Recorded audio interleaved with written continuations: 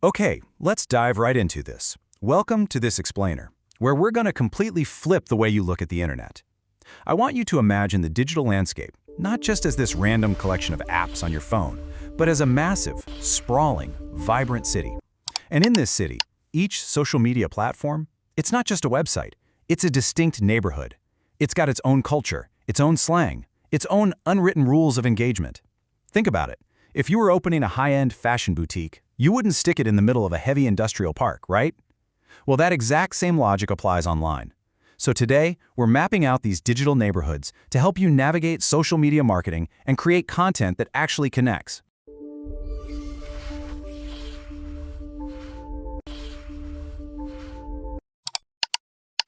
Here's our itinerary for the tour. First, welcome to the social landscape. Second, the meta powerhouses. Third, the entertainment engines. Fourth, the professional hub. And finally, finding your perfect match.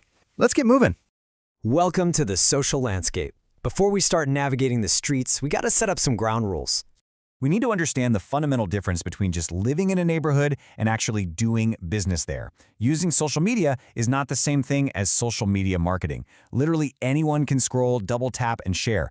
But social media marketing, or SMM, is a highly deliberate process. It's the strategic use of these channels to really understand your customers and hit your ultimate marketing goals. You aren't just shouting into the void. You're using specific, powerful tools to reach a specific target consumer, spark engagement, and build real brand loyalty. Section 2. The Meta Powerhouses. With our strategy locked in, let's head into the biggest, most established districts in town, Facebook and Instagram. Let's kick things off with Facebook. Looking at its history all laid out, it's actually pretty wild.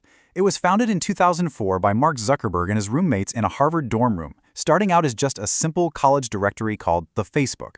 By 2006, they opened it to the public, and then in 2009, they introduced the like button. That one little feature single-handedly changed how human beings interact online forever. Recognizing the huge shift toward mobile, Facebook went public in 2012 and basically went on a massive shopping spree, snatching up Instagram and WhatsApp. Fast forward to October 2021, and they do the massive rebrand to Meta, signaling a heavy pivot toward the metaverse and AI-driven discovery. So why does all that history even matter? Because it led to this absolutely staggering number: 3 billion. Facebook boasts over 3 billion monthly active users. To put that into perspective, that's nearly 40% of the entire global population logging in every single month. It is undeniably one of the most powerful marketing tools ever created. Now, what's really interesting here is the stark contrast between how regular people use Facebook and how marketers use it. For the individual, it's the digital living room. It's this social utility where your digital identity hangs out. You check in on family, you join a local neighborhood group, maybe you buy a used couch on Marketplace. But for businesses, it is a data-driven marketing powerhouse. Brands use free pages to build their audience, but the actual secret sauce is the targeted advertising. Because users freely share so much of their lives, businesses can target ads based on incredibly specific details, age, location, even behaviors like recent travel, and then track the exact return on investment down to the penny. Just down the street from Facebook is Instagram. Back in 2010, it actually launched as this super cluttered check-in app called Bourbon. But the founders wisely pivoted. They stripped it down to just high-quality photo sharing with some simple filters. And boom, 100,000 users in a single week. Then, in a move that completely shocked the tech world, Facebook bought it for $1 billion in 2012. Get this, at the time, Instagram only had 13 employees and literally zero revenue. Looking back, it's widely seen as one of the most brilliant acquisitions in history. To stay on top, Instagram sparked the feature wars, borrowing stories from Snapchat in 2016, and then launching Reels in 2020 to fend off TikTok. Today, it's all about aesthetic photo dumps, AI tools, and their text app, Threads. So how does this particular neighborhood function? For individuals, Instagram is all about curating your digital life. It is highly visual. You're sharing the polished highlights on your feed, maybe tossing casual 24-hour behind-the-scenes stuff on stories, and discovering new hobbies through the Reels feed. But for businesses, Instagram acts as the visual storefront. It's the ultimate top-of-funnel tool for beautiful brand aesthetics. It's the undisputed home of influencer marketing, where creators show off products in this highly aspirational way. And the most brilliant part is Instagram shopping. It creates this completely frictionless experience. You see a cool jacket in a post, and you can buy it in like 3 clicks without ever even leaving the app. Section 3. The entertainment engines. Let's move out of the Meta District and head over to the loudest, most captivating neighborhoods in our city, TikTok and YouTube. TikTok's ascent was basically a rocket ship. It originally launched in China as Douyin in 2016, and the international version, TikTok, hit the scene in 2017.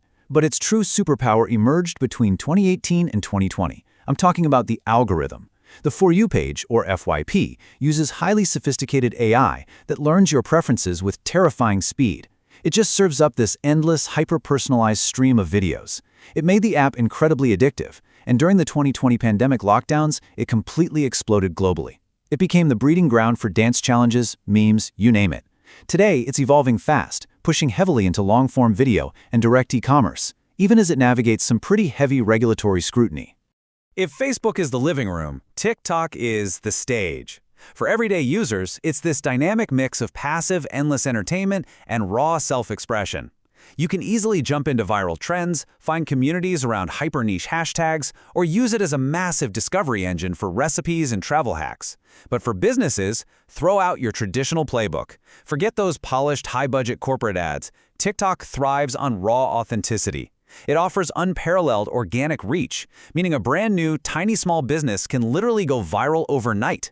A quick insider tip, brands crush it here by trendjacking, which is basically incorporating popular audio sounds into their own content and just showing unpolished behind-the-scenes glimpses of their company.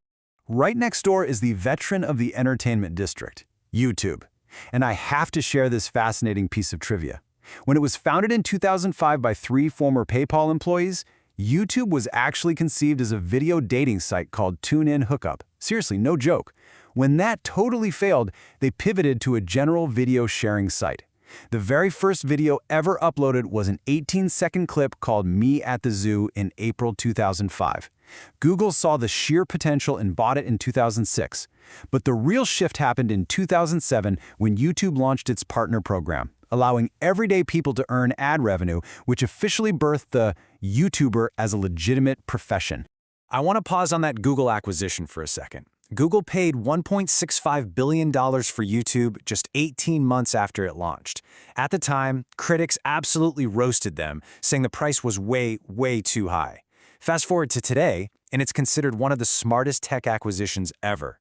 YouTube is literally the second most visited website on the entire internet. And that brilliantly illustrates why the investment paid off. For individuals, YouTube is the library and the TV smashed together. It is the world's largest informal learning center. You can learn how to fix a leaky sink or dive into quantum physics. People consume everything from hours-long deep-dive documentaries to rapid-fire shorts. Now, for businesses, YouTube is the ultimate marketing funnel. Because it's owned by Google, YouTube videos rank right at the top of search results. That means search engine optimization, or SEO, is absolutely crucial here. It is the perfect place for product demonstrations and unboxings. Think about it. Customers don't want to read a boring manual. They want to see the product in action. Consistently posting high-quality, helpful content here establishes massive brand authority. Section 4. The Professional Hub. All right, time to leave the entertainment district and take a drive downtown to the corporate center of our digital city, LinkedIn. LinkedIn's growth story is a lot steadier and much more deliberate than the consumer apps we've just looked at.